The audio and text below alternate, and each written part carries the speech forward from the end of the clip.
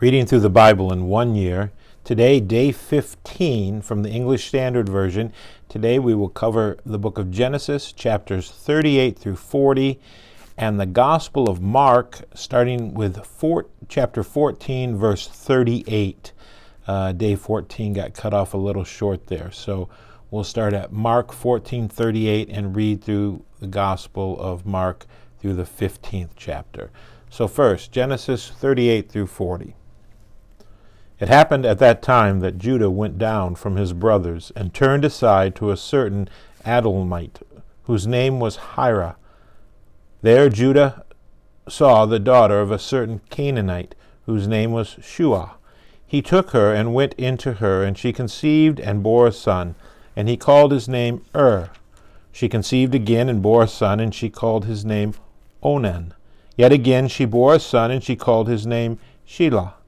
Judah was in Chezib when she bore him. And Judah took a wife for his firstborn, and her name was Tamar. But Judah's firstborn, was wicked in the sight of the Lord, and the Lord put him to death. Then Judah said to Onan, Go into your brother's wife, and perform the duty of your brother-in-law to her, and raise up offspring for your brother. But Onan knew that the offspring would not be his. So whenever he went into his brother's wife, he would waste the semen on the ground, so as not to give offspring to his brother. And what he did was wicked in the sight of the Lord, and he put him to death also. Then Judah said to Tamar, his daughter-in-law, Remain a widow in your father's house till Shelah, my son, grows up. For he feared that he would die like his brothers. So Tamar went and remained in her father's house. In the course of time, the wife of Judah, Shuha's daughter, died. When Judah was comforted, he went up to Timnah to his sheep-shearer, he and his friend Hira the Adullamite. And when Tamar was told, Your father-in-law is going up to Timnah to shear his sheep, she took off her widow's garments and covered herself with a veil, wrapping herself up, and sat at the entrance of Enem, which is on the road to Timnah. For she saw that Shelah was grown up, and she had not been given to him in marriage. When Judah saw her, he thought she was a prostitute, for she had covered her face. He turned to her at the roadside and said, Come, let me come in to you, for he did not know that she was his daughter-in-law. She said, What will you give me, that you may come in to me? He answered, I will send you a young goat from the flock. And she said, If you give me a pledge until you send it. He said, What pledge shall I give you? She replied, Your signet and your cord and your staff that is in your hand. So he gave them to her and went into her, and she conceived by him. Then she arose and went away. Taking off her veil, she put on the garments of her widowhood. When Judah sent the young goat by his friend, the Adullamite, to take back the pledge from the woman's hand, he did not find her. And he asked the men of the place, Where is the cult prostitute, who was at Enem at the roadside? And they said, No cult prostitute has been here. So he returned to Judah and said, I have not found her. Also the men of the place said, No cult prostitute has been here. And Judah replied, Let her keep the things as her own, or we shall be laughed at. You see, I sent this young goat, and you did not find her. About 3 months later, Judah was told, Tamar, your daughter-in-law, has been immoral. Moreover, she is pregnant by her immorality. And Judah said, Bring her out and let her be burned. As she was being brought out, she sent word to her father-in-law, By the man to whom these belong, I am pregnant. And she said, Please identify whose these are, the signet and the cord and the staff. Then Judah identified them and said, She is more righteous than I, since I did not give her to my son Shelah, and he did not know her again. When the time of her labor came, there were twins in her womb, and when she was in labor, one put out a hand, and the midwife took and tied a scarlet thread on his hand, saying, This one came out first. But as he drew back his hand, behold, his brother came out. And she said, What a breach you have made for yourself. Therefore his name was called Perez. Afterward his brother came out with a scarlet thread on his hand, and his name was called Zerah. Chapter 39. Now Joseph had been brought down to Egypt, and Potiphar, an officer of Pharaoh, the captain of the guard, an Egyptian, had brought him from the Ishmaelites, who had brought him down there. The Lord was with Joseph, and he became a successful man, and he was in the house of his Egyptian master. His master saw that the Lord was with him, and that the Lord caused all that he did to succeed in his hands. So Joseph found favor in his sight, and attended him. And he made him overseer of his house, and put him in charge of all that he had. From the time that he made him overseer in his house, and over all that he had, the Lord blessed the Egyptian house for Joseph's sake. The blessing of the Lord was on all that he had, in house and field. So he left all that he had in Joseph's charge, and because of him he had no concern about anything but the food he ate. Now Joseph was handsome in form and appearance, and after a time his master's wife cast her eyes on Joseph, and said, "Lie with me." But he refused, and said to his master's wife, Behold, because of me, my master has no concern about anything in the house, and he has put everything that he has in my charge. He is not greater in his house than I am, nor has he kept back anything from me except yourself, because you are his wife. How then can I do this great wickedness and sin against God? And as she spoke to Joseph day after day, he would not listen to her, to lie beside her, or to be with her. But one day, when he went into the house to do his work, and none of the men of the house was there in the house, she caught him by his garment, saying, "Lie with me." But he left his garment in her hand, and fled, and got out of the house. And as soon as she saw that he had left his garment in her hand, and had fled out of the house, she called the men of her household, and said to them, "See, he has brought among us a Hebrew to laugh at us. He came in to me to lie with me, and I cried out with a loud voice. And as soon as he heard that I lifted up my voice and cried out, he left his garment beside me, and fled, and got out of the house." Then she laid up his garment by her until his master came home. And she told him the same story, saying, "The Hebrew servant, whom you have brought among us, came in to me to laugh at me. But as soon as I lifted up my voice and cried, he left his garment beside me and fled out of the house." As soon as his master heard the words that his wife spoke to him, "This is the way your servant treated me," his anger was kindled. And Joseph's master took him and put him into prison, the place where the king's prisoners were confined, and he was there in prison. But the Lord was with Joseph, and showed him steadfast love, and gave him favor in the sight of the keeper of the prison. And the keeper of the prison put Joseph in charge of all the prisoners who were in the prison. Whatever was done there, he was the one who did it. The keeper of the prison paid no attention to anything that was in Joseph's charge, because the Lord was with him, and whatever he did, the Lord made it succeed. Chapter 40. Some time after this, the cupbearer of the king of Egypt and his baker committed an offense against their lord, the king. And Pharaoh was angry with his two officers, the chief cupbearer and the chief baker, and he put them in custody in the house of the captain of the guard in the prison where Joseph was confined. The captain of the guard appointed Joseph to be with them, and he attended them. They continued for some time in custody. And one night they both dreamed, the cupbearer and the baker of the king of Egypt, who were confined in the prison, each his own dream, and each dream with its own interpretation. When Joseph came to them in the morning, he saw that they were troubled. So he asked Pharaoh's officers who were with him in custody in his master's house, "Why are your faces downcast today?" They said to him, "We have had dreams, and there is no one to interpret them." And Joseph said to them, "Do not interpretations belong to God? Please tell them to me." So the chief cupbearer told his dream to Joseph, and said to him, "In my dream there was a vine before me, and on the vine there were 3 branches. As soon as it budded, its blossoms shot forth, and the clusters ripened into grapes.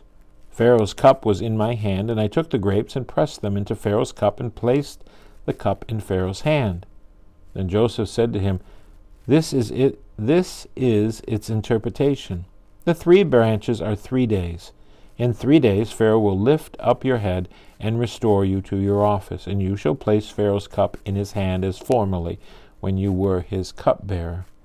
Only remember me when it is well with you, and please do me the kindness to mention me to Pharaoh, and so get me out of this house.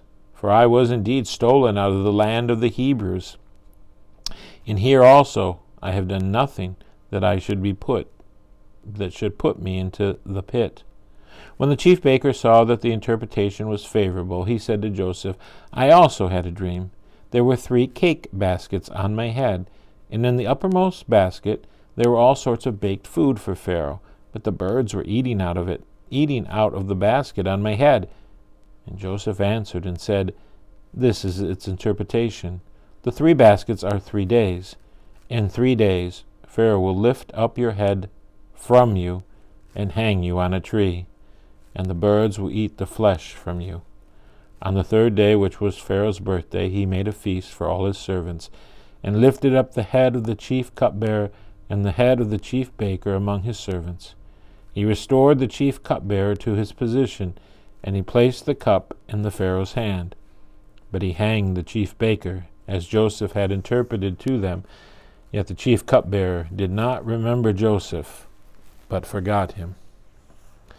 Now the Gospel of Mark, starting at the 14th chapter, verse 38, and we will read through Mark 15. We will read through Mark 15.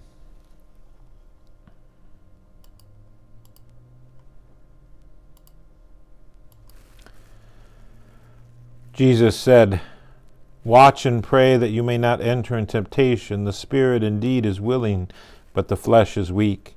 And again he went away and prayed, saying the same words. And again he came and found them sleeping, for their eyes were very heavy, and they did not know what to answer him. And he came the 3rd time and said to them, Are you still sleeping and taking your rest? It is enough, the hour has come. The Son of Man is betrayed into the hands of sinners. Rise, let us be going. See, my betrayer is at hand. And immediately, while he was still speaking, Judas came, one of the 12, and with him a crowd with swords and clubs, from the chief priests and the scribes and the elders. Now the betrayer had given them a sign, saying, The one I will kiss is the man. Seize him and lead him away under guard. And when he came, he went up to him at once and said, Rabbi, and he kissed him. And they laid hands on him and seized him. But one of those who stood by drew his sword and struck the servant of the high priest and cut off his ear. And Jesus said to them, Have you come out as against a robber with swords and clubs to capture me? Day after day I was with you in the temple teaching, and you did not seize me. But let the scriptures be fulfilled. And they all left him and fled. And a young man followed him with nothing but a linen cloth about his body. And they seized him, but he left the linen cloth and ran away naked. And they led Jesus to the high priest, and all the chief priests and the elders and the scribes came together. And Peter had followed him at a distance, right into the courtyard of the high priest. And he was sitting with the guards and warming himself at the fire. Now the chief priests and the whole council were seeking testimony against Jesus to put him to death. But they found none, for many bore false witness against him. But their testimony did not agree. And some stood up and bore false witness against him, saying, We heard him say, I will destroy this temple that is made with hands, and in 3 days I will build another not made with hands. Yet even about this their testimony did not agree. And the high priest stood up in the midst and asked Jesus, Have you no answer to make? What is it that these men testify against you? But he remained silent and made no answer. Again the high priest asked him, Are you the Christ, the Son of the Blessed? And Jesus said, I am.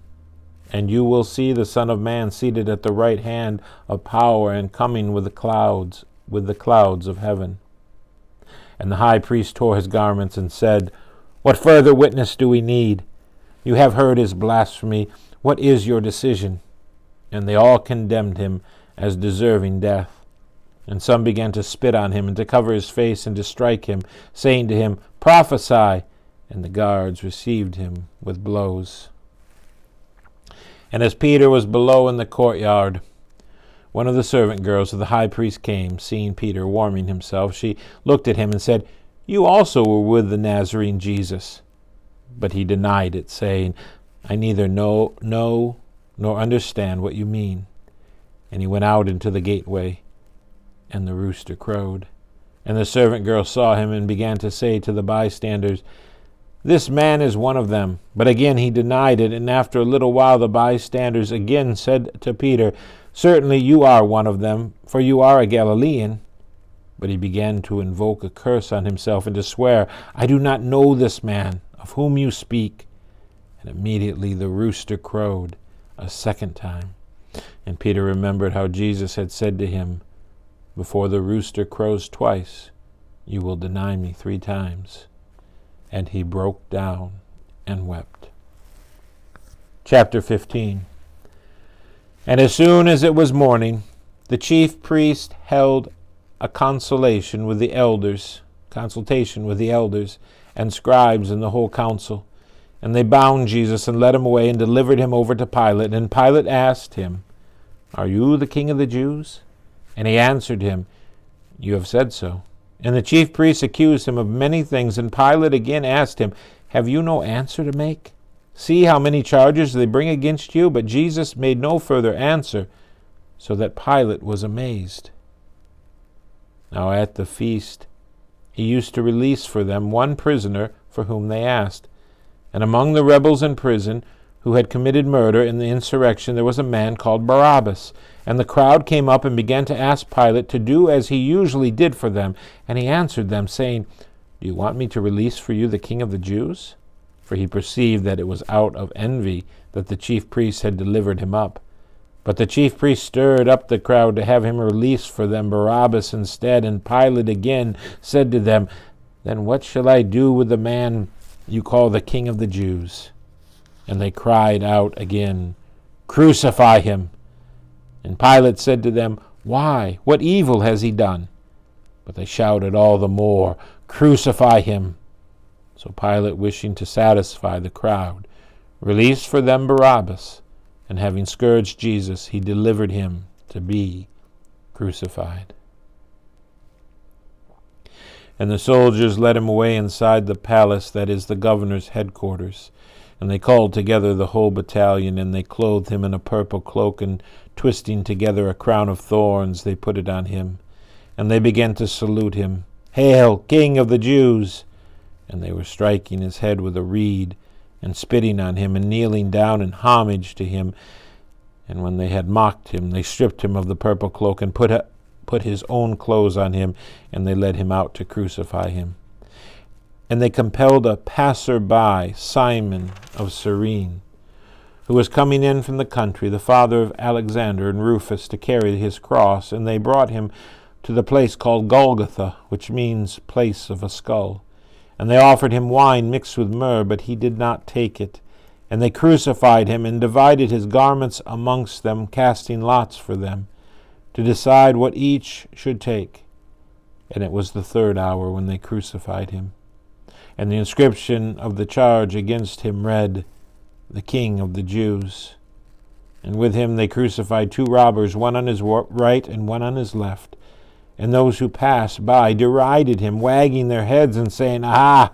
You who would destroy the temple and rebuild it in 3 days, save yourself and come down from the cross. So also the chief priests with the scribes mocked him to one another, saying, He saved others, he cannot save himself. Let the Christ, the King of Israel, come down now from the cross, that we may see and believe. Those who were crucified with him also reviled him.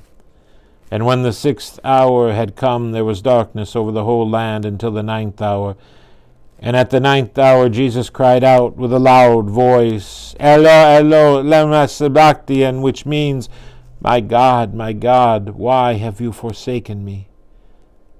And some of the bystanders hearing it said, Behold, he is calling Elijah. And someone ran and filled a sponge with sour wine and put it on a reed and gave it to him to drink, saying, Wait, let us see whether Elijah will come to take him down.